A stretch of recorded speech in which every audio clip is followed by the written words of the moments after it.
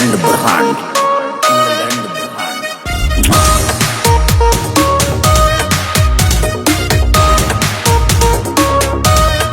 England brand.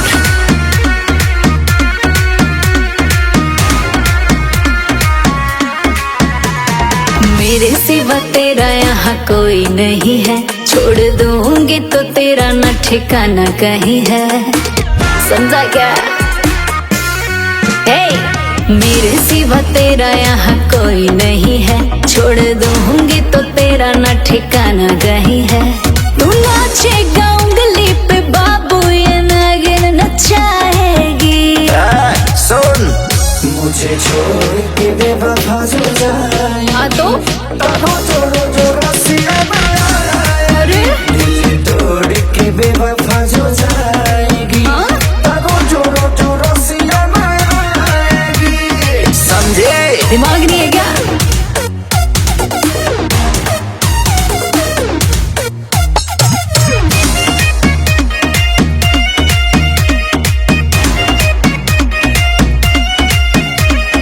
अभी अभी हुई मैं तो बालिक हूँ, अपनी मर्जी के मालिक हूँ, समझा क्या? तो कायदे में रहने का। हाँ और सिर न किसी के अंदर है रहता, ऊंची आवाज किसी का न सहता।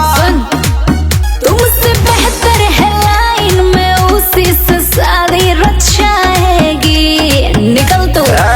मुझे छोड़ के बेवफा जो जाएगी, जो रस्सियाँ बनाएगी, दिल तोड़ के बेवफा जो जाएगी, जो रस्सियाँ बनाएगी। सकल देखा अभी तो।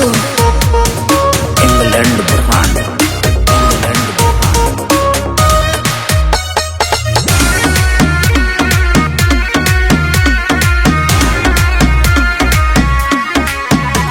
सुनो बाबू मुझसे सतानी नहीं, इश्क करते हो गुलाम नहीं।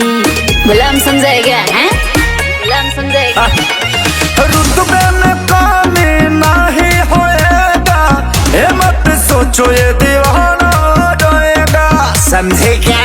वो खिसारी पर कस पर दूंगा तो तुमको सताएगी, पागल हो जाएगा।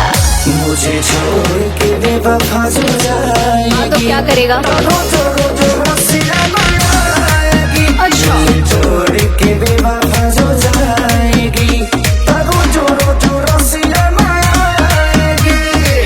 अबे तो लाना, परेशान हो गई हूँ मैं भी सुन सुन के। जा ला तू।